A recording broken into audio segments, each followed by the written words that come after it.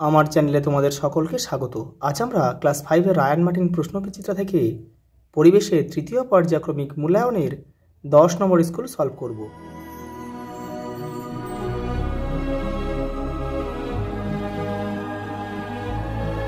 দেখো, প্রথম প্রশ্ন, কোনটি অপ্রচলিত শক্তি? এটা হবে সবগুলি। পরেরটা দেখো, বিশ্ব বয়স্ক দিবস পালিত হয় 1 অক্টোবর। কলকাতায় রিক্সা আসে 1900 খ্রিস্টাব্দে। কাগজ এসেছে চীন থেকে। দেখো, পৃথিবীর চারপাশে চাঁদের এক পাক ঘুরে আসতে সময় লাগে 29.5 দিন। পরেরটা দেখো, শূন্যস্থান পূরণ করো। আগ্নেয়গিরি দিয়ে লাভা বেরিয়ে আসে। 1953 সালের 16 এপ্রিল তারিখে প্রথম ট্রেন চালু হয়। হুইয়া পাখির পালক খুব ছিল সুন্দর। পরেরটা দেখো, ধোঁয়াতে কার্বন মনোক্সাইড নামক বিষাক্ত গ্যাস আছে। তালপাতায় লেখা বইগুলিকে পুঁথি বলে। পরেরটা দেখো, তরল সোনা কাকে বলে? পেট্রোলিয়ামকে। ঝালং কোথায় অবস্থিত? ভুটানে। জেব্রা ক্রসিং কি? হেঁটে পেরোনো রাস্তা, শহর অঞ্চলে। পরেরটা দেখো, মাছের ঘা সারাতে কী ব্যবহার করা হয়? Potassium permanganate. সূর্য থেকে পৃথিবীতে আলো আসতে কত সময় লাগে? 8 মিনিট। দেখো, একটা স্তম্ভ দিয়েছে বিষাক্ত গ্যাস কার্বন মনোক্সাইড, এখানে আমরা 4.1 লিখব। কেউ কিন্তু তীর চিহ্ন দিয়ে মেলাবে না। প্যাপিরাস হবে পেপার, তাহলে এটা হবে 4.2। কয়লা হবে কি? কয়লা হবে কার্বন, তাহলে 4.3। কয়লা থেকে কার্বন পাওয়া যায়। গ্যালিলি হবে টেলিস্কোপ, তাহলে 4.4। আর সুনামি হবে সামুদ্রিক জলোচ্ছ্বাস, 4.5। পরেরটা দেখো, ঠিক ভুল লিখতে হবে।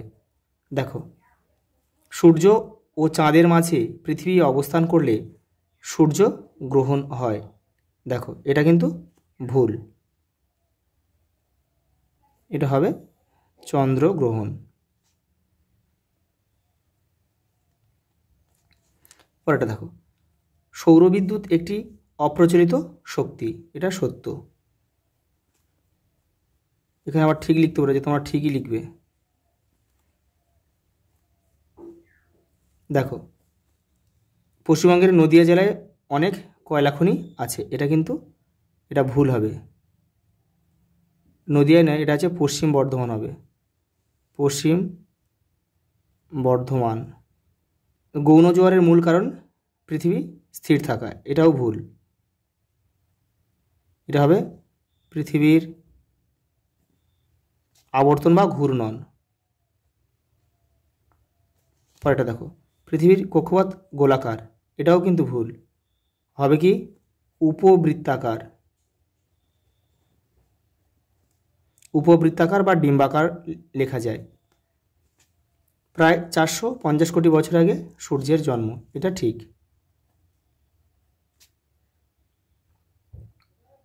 পরেরটা দেখো, অপ্রচলিত শক্তি কাকে বলে? দেখো, তোমাদের উদাহরণ দিতে বলেছে, তোমাদের বইয়ের 136 নম্বর পেজে কিন্তু আছে, কিন্তু অতটা ভালোভাবে কিন্তু গুছিয়ে দেওয়া নেই।